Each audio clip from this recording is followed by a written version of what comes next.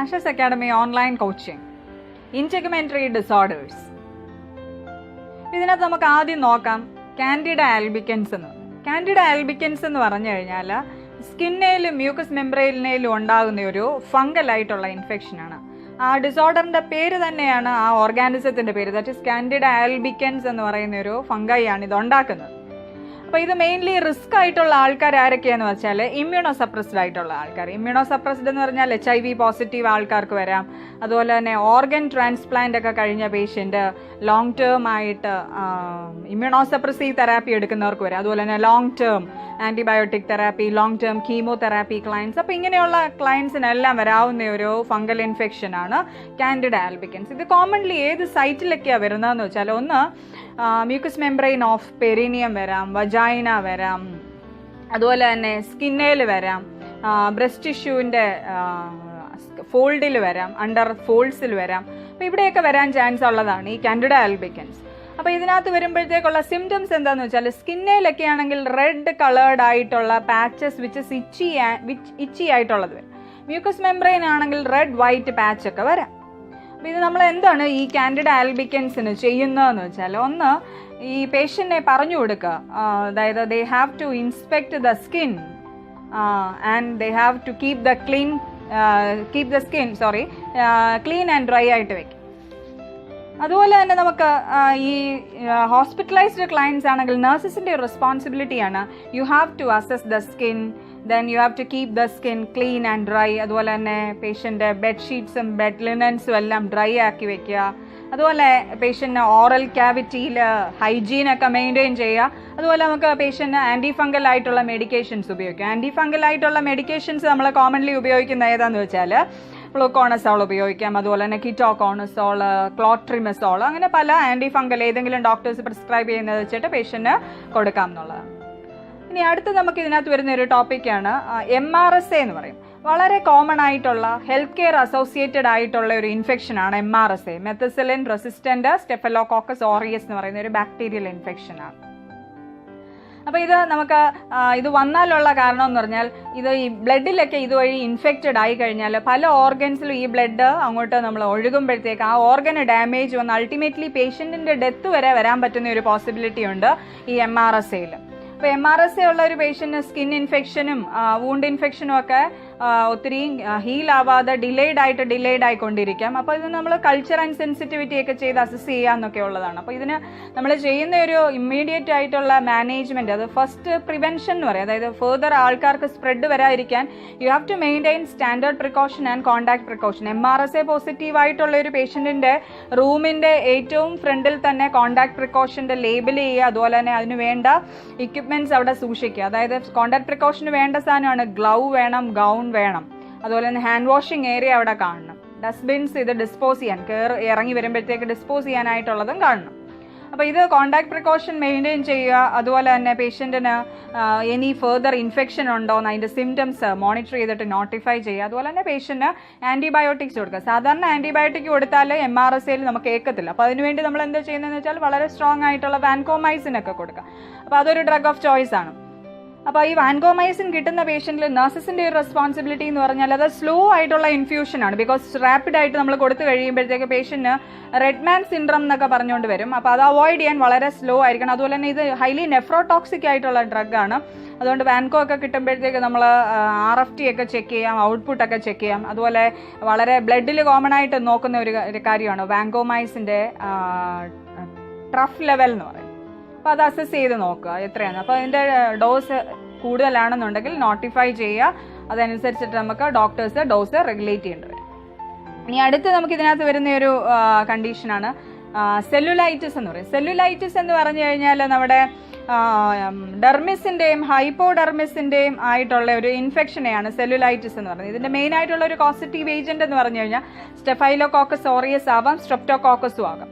അപ്പോൾ ഈ ഒരു ഇൻഫെക്ഷൻ വന്നു കഴിഞ്ഞ ഒരു പേഷ്യൻറ്റിൽ എന്തൊക്കെ മാനിഫെസ്റ്റേഷനാണ് നോക്കേണ്ടതെന്ന് വെച്ചാൽ അഫക്റ്റഡ് ഏരിയയിൽ എപ്പോഴും പെയിൻ കാണും, ടെൻഡർ ആയിരിക്കും, അവിടെ എറിത്തീമാറ്റസ് ആയിരിക്കും, റെഡിഷ് ആയിരിക്കും, അതുപോലെ തന്നെ എഡീമ കാണും, പേഷ്യൻറ്റിന് ഫീവറൊക്കെ വരും. അപ്പോൾ ഇമ്മീഡിയറ്റ്ലായിട്ട് നമുക്ക് എന്താ ചെയ്യേണ്ടതെന്ന് വെച്ചാൽ ഈ പേഷ്യൻറ്റിന് അഫക്റ്റഡ് പാർട്ടിന് റെസ്റ്റ് കൊടുക്കുക. അതുപോലെ തന്നെ നമുക്ക് വാം കംപ്രസ് ഒക്കെ ആ ഏരിയയിൽ കൊടുക്കാം to promote the circulation and to prevent the discomfort. അതുപോലെ ആൻറ്റി ബാക്ടീരിയൽ ആയിട്ടുള്ള ഡ്രസ്സിങ്സോ ഓയിൻമെൻറ്റ്സോ ജെൽസോ ഒക്കെ അവിടെ അപ്ലൈ ചെയ്യാം. അതുപോലെ ആൻറ്റിബയോട്ടിക് സിസ്റ്റമിക് ആയിട്ടൊക്കെ നമുക്ക് കൊടുക്കാം. ഇനി അടുത്ത ഇതിനകത്ത് വരുന്ന ഒരു കണ്ടീഷനാണ് നമുക്ക് ഫ്രോസ്റ്റ് ബൈറ്റ് എന്ന് പറയും. ഫ്രോസ്റ്റ് ബൈറ്റ് എന്ന് പറഞ്ഞു കഴിഞ്ഞാൽ ടിഷ്യൂസിനും ബ്ലഡ് വെസൽസിനും ഉണ്ടാകുന്ന ഡാമേജ് ആണ് because of the exposure of extreme called കൊണ്ട് ഉണ്ടാകുന്നതാണ്. അപ്പോൾ അതിൻ്റെ മെയിനായിട്ടുള്ള ഏരിയ അഫക്റ്റഡ് എന്ന് പറയുന്നത് ഒന്ന് ഫിംഗേഴ്സ് വരാം, അതുപോലെ തന്നെ ടോസ്, ഫേസ്, നോസ്, ഇയേഴ്സ്, അതാണ് യൂഷ്വലി അഫക്റ്റ് ചെയ്യുന്ന റീജിയൻ. തണുപ്പിന് എക്സ്പോസ്ഡ് ആകുമ്പോഴത്തേക്ക് ഡാമേജ് വരുന്ന ഏരിയയാണ്. അപ്പോൾ ഇതിൻ്റെ ഒരു ടിപ്പിക്കലായിട്ടുള്ള ഒരു സൈൻ ആൻഡ് സിംറ്റം എന്ന് പറഞ്ഞാൽ ഫസ്റ്റ് ഡിഗ്രിയിൽ ഇതിനകത്ത് വൈറ്റ് പ്ലേക്ക്, ഒരു വെള്ള കളറിലെ ഒരു plaque surrounded by hyperaemia and oedema ആയിരിക്കും. അതുപോലെ തന്നെ സെക്കൻഡ് ഡിഗ്രിയിൽ വരുമ്പോഴത്തേക്ക് അവിടെ ക്ലിയർ ഫിൽഡ് ആയിട്ടുള്ള ബ്ലിസ്റ്റേഴ്സ് കാണും, ടിഷ്യൂ സർക്കുലേഷൻ ഇമ്പയർഡ് ആകുമ്പോഴത്തേക്ക്. അതുപോലെ തന്നെ നമുക്ക് തേർഡ് ഡിഗ്രിയിൽ വരുമ്പോഴത്തേക്ക് സ്മോൾ ഹെമറേജിക് ആയിട്ടുള്ള ബ്ലിസ്റ്റേഴ്സ് അവിടെ ഫോം ചെയ്യും.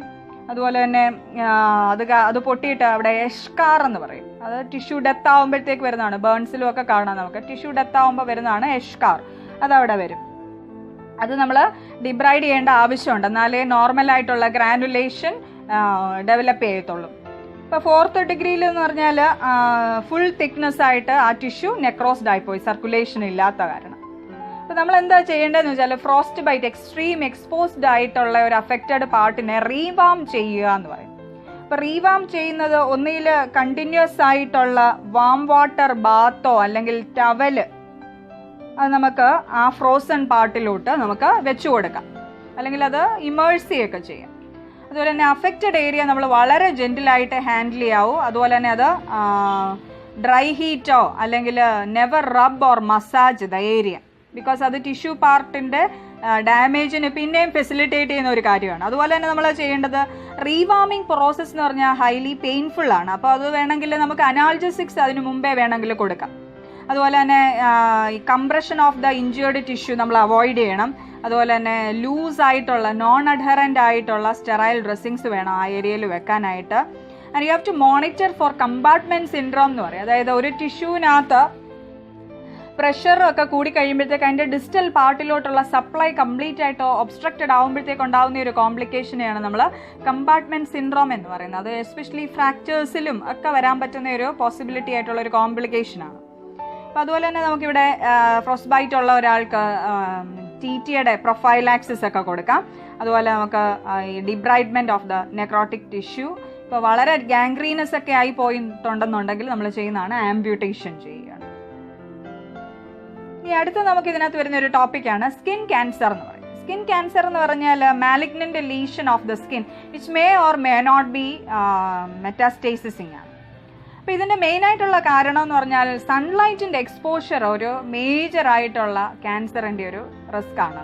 അതുപോലെ തന്നെ നമുക്ക് ഇതിന് വരാം chronic skin damage or irritation or infection, exposure to chemicals, അതുപോലെ തന്നെ ജെനറ്റിക് പ്രീഡിസ്പോസിഷൻ ആയിട്ട് വരാം. ലൈറ്റ് സ്കിൻഡ് ആയിട്ടുള്ള ആൾക്കാർക്ക് നമുക്ക് സ്കിൻ ക്യാൻസർ വരാൻ ചാൻസ് കൂടുതലാണ്.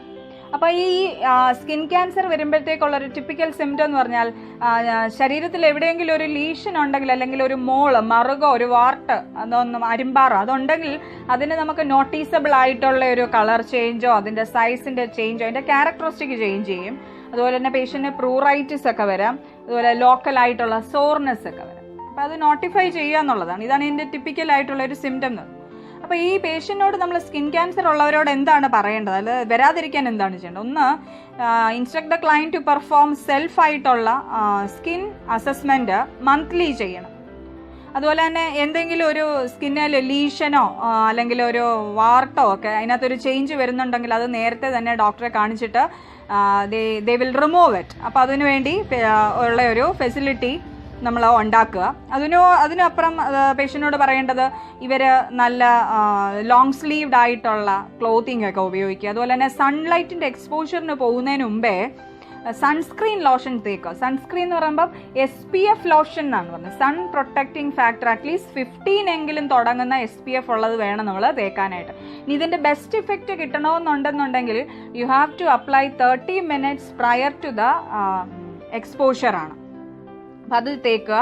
അതുപോലെ തന്നെ നമ്മൾ ഈ പേഷ്യൻ്റ് സ്കിന്നിൽ എക്സിസ്റ്റിംഗ് ആയിട്ടുള്ള ലീഷനോ എന്തെങ്കിലും ഉണ്ടെങ്കിൽ അതിന് ചെയ്യുന്ന സർജറികളാണ് ഒന്നുകിൽ നമ്മൾ ക്രയോ സർജറി, തണുപ്പ് കൊടുത്ത് അതിനെ ഇല്ലാതാക്കി കളയും. അതുപോലെ തന്നെ സർജിക്കലി എക്സൈസ് ചെയ്ത് കളയാം, ഇതൊക്കെ ചെയ്യാം.